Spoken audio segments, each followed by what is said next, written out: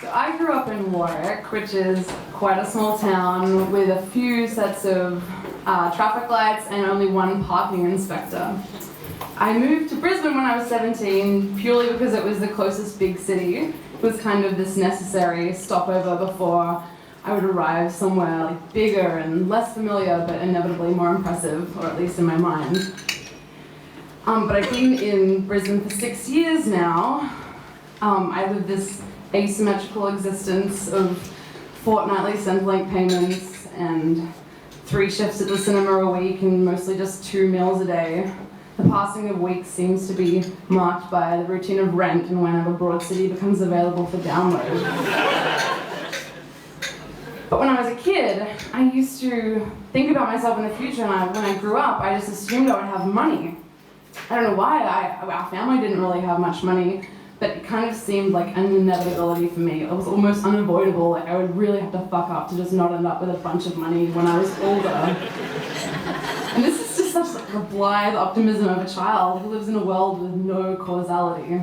I actually remember my mum telling me that my karma would kick in when I was 21. So for the past 21 years, I was just living this consequence-free life. And I'm 23 now, and for the past 2 years, I still think I conceive of consequences as existing solely in the future, to be dealt with by a far better equipped version of me. Growing up, I felt safe in this kind of paradoxical punishment of growing up. Like, yes, I would have a lot of responsibility, but I would have the skills to deal with it. I would just have the money to bail myself out. So I got my first parking ticket at uni. It was for roughly like $80 and was just completely legitimate. I just hadn't paid for parking.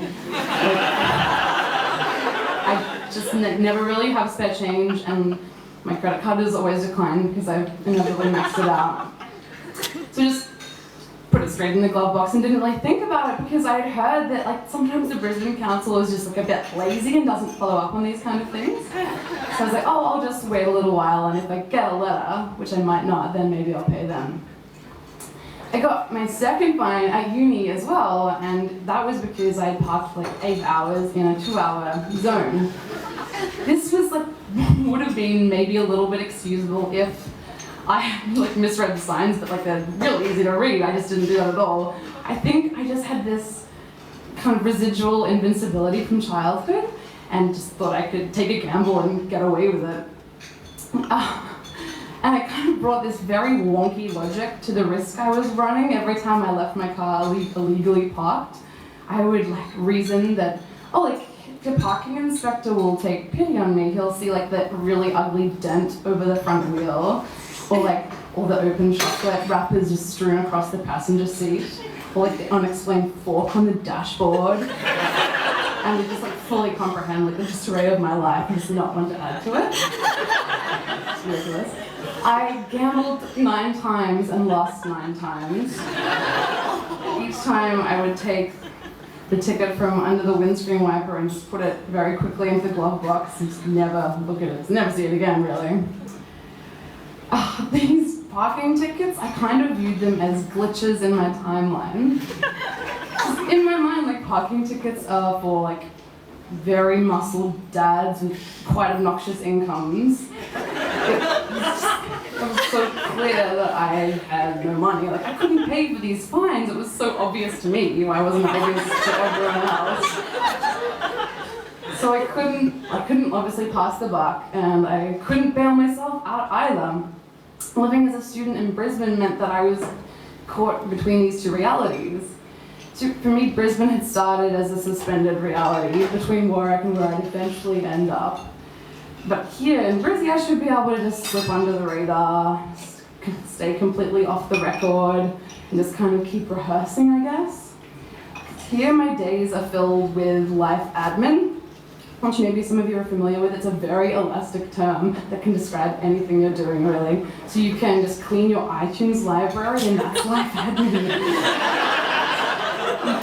You can spend a day, like you can pay a bill, that's fine too. You can go out and buy those tiny soft cushions for your earphones, and you can call that life admin. It kind of affords this purpose and urgency where there like usually is none.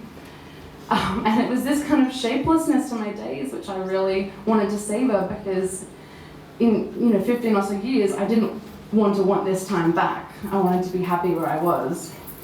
But these 9 tiny parking tickets were just tying me down and reducing the spaciousness of my student life. They were trying to steal this style of being that I felt so entitled to. And it was this style of being that came from this fantasy that I could stave off my future regret. So to begin with, ignoring these fines was so easy. It came really naturally. The council didn't have the right address for me, so I wasn't getting any of the follow-up letters at all.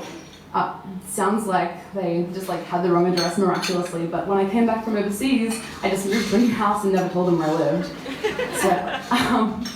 So basically I was never getting the follow-up letters, and I was never getting the final notices, and I wasn't getting the letters from the law firms that said that I had 3 days to pay. I began to kind of talk about my fines with my friends with this kind of dumb pride. I was kind of wild with the wrongness of not paying.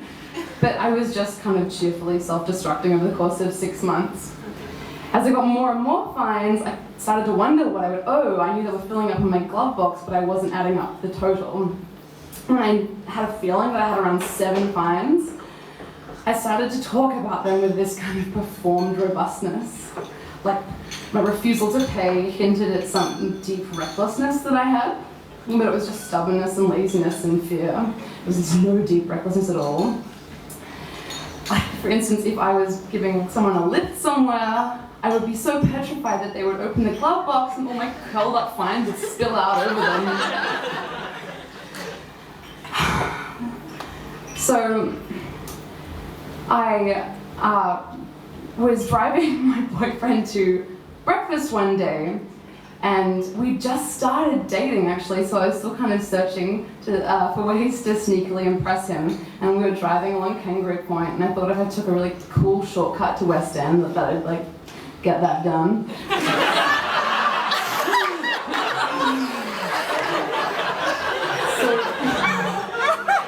Well, it did.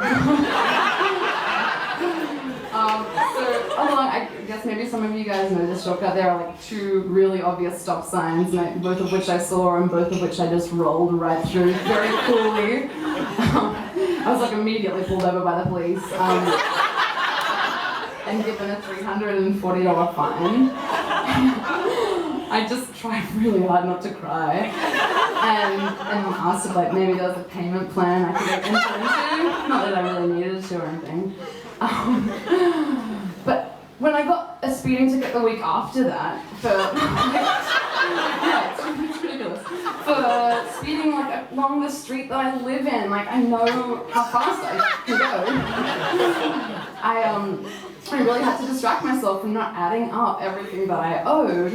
I still obviously wasn't getting any of the follow-up letters, but I knew they weren't vanishing because my old housemates who still lived at that address were sending me photos on Facebook of these huge amounts that I owed and these long gone due dates. By that time I had completely lost my robustness. My self-deprecation had just twisted into self-recrimination. I felt really embarrassed that there was just so little to be learnt from this lesson delivered 11 times. In those moments before I would fall asleep, I began to kind of bargain in some primitive way with my own future. If I just don't get a summons to court, then when I'm 45, I'll give a lot of money to charity. I would do anything. But I finally gave my address to Queensland Transport a few months ago, and I very quickly received a letter in the mail from the State Penalties and Enforcement Registry, and they conflated everything that I owed, so the parking infringements and the speeding ticket and the failure to stop at those 2 stop signs, and this $100 fine I got from parking across my own driveway, which I'm only now mentioning obviously. In total, I owe $901.80, which is sickening, yes, but maybe a little less than I thought I owed. Yeah, mostly I feel sick when I say that out loud though. And I have to pay $80 a month. I'm not allowed to negotiate because I waited too long. So this year I'm starting honours at uni, which means I'm going to be there 5 days a week. And I'm going to be driving 5 days a week, which means I'll be paying for parking 5 days a week. Because in retrospect, only now am I seeing that $12 a day for parking is just a deal I 100% want to take.